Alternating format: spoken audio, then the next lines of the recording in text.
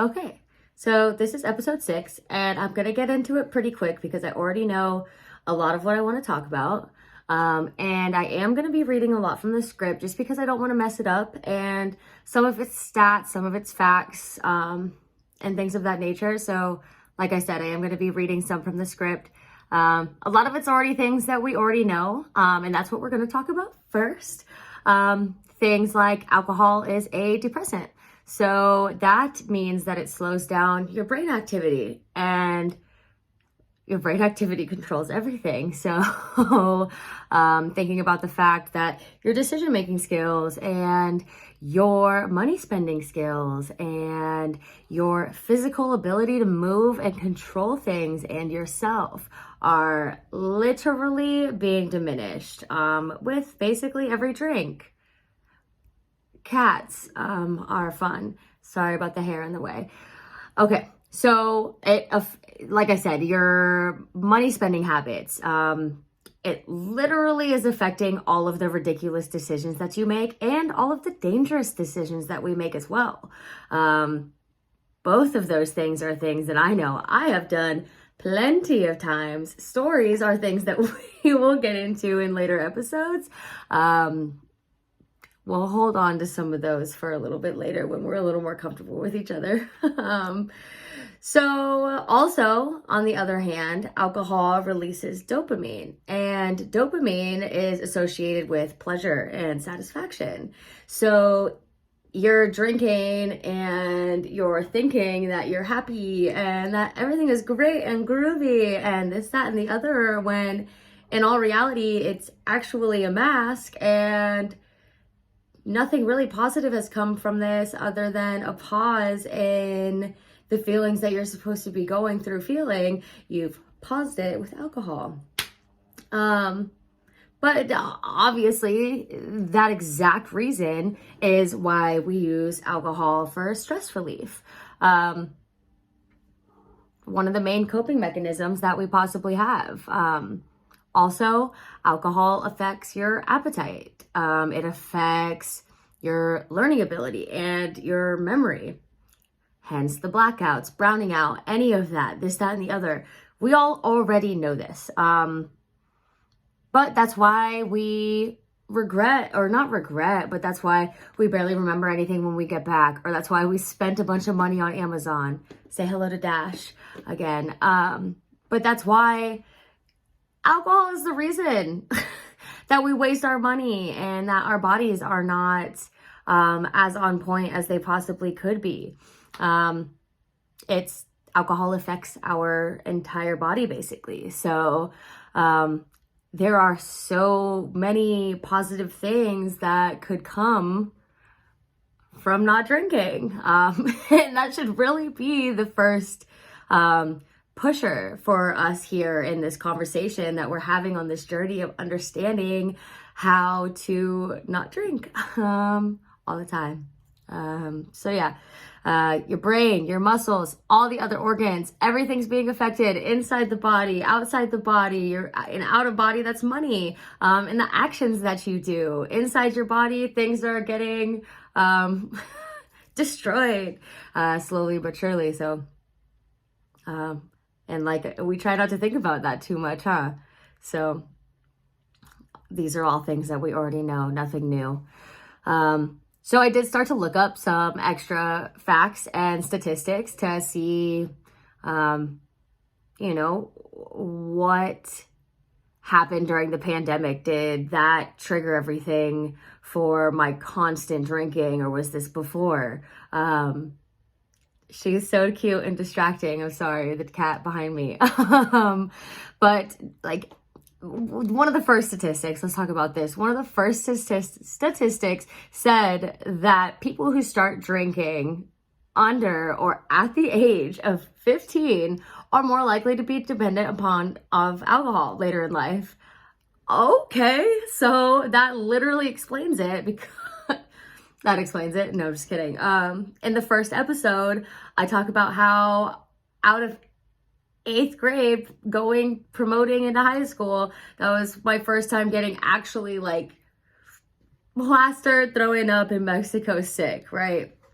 And that was what, 13 when you're going into high school, 14. So that just all reels it all in together, doesn't it? So that was the first statistic that I was like, okay, so this makes a lot of sense. I was much younger than 15. Here I am later in life, 28, kind of dependent upon alcohol, really doing much better than I was before, but made me really interested to know about some of the stats from the pandemic. So first, a millennial, me, in 2021 is 25 to 40 years old, okay? So that's mainly what I was thinking was going to be the most dramatic. We were going to be the ones that were absolutely off the wall as soon as the pandemic hit. We were turning up, drinking everything off the shelves. And what I actually came to find out was that it was the ones above us, Gen X, because Gen Z is below us, right? So,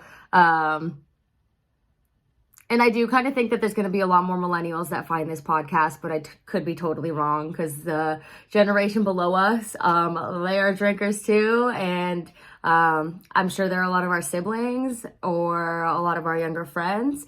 So this is really for anybody. I do think it might find a lot more millennials because it's a lot more of maybe the people that I know, but totally irrelevant, because if this is meaningful to you, if this is holding any relevance to you, or something is, intriguing to you, or you have something that may be intriguing to me, throw it at me, because I am all ears at this point. I do research every day while I'm working, like just trying to figure out what other people are doing, what I could potentially be doing to help myself, what I can do to help other people help themselves, which is why I'm here. It's a team effort, me helping myself, me helping you, you maybe eventually helping me, but we'll get there when we get there.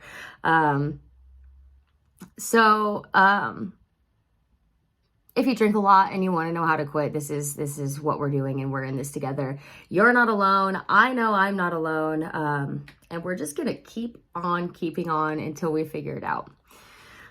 So the pandemic, like I said, I looked a little bit more into that, and I did get a little bit of statistics, and I was reading from USA Today that since COVID-19 hit, these are statistics like just from them, I'm pretty sure 1 in 5 people are drinking heavily.